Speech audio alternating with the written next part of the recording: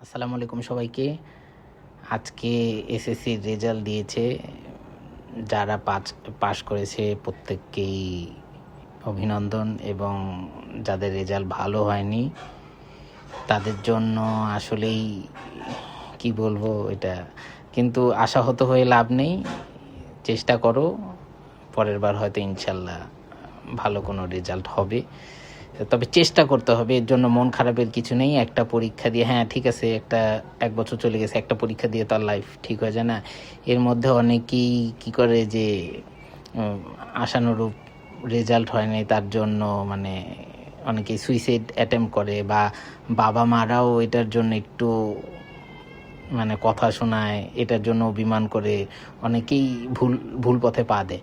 আসলে বাবা মাদেরও এই জিনিসটা বোঝা উচিত, এই সময়ে এটা একটু ওদের মনের অবস্থাটাও বোঝা উচিত। আমি পার্সোনালি বলবো, যারা মানে রেজাল্ট খারাপ করেছে তাদের গার্ডিয়ানকে একটু তাদের প্রতি সহানুভূতি দেখানো প্রয়োজন। বাদবাকি সবাইকে ধন্যবাদ। ভালো থাকবে, সুস্থ থাকবে।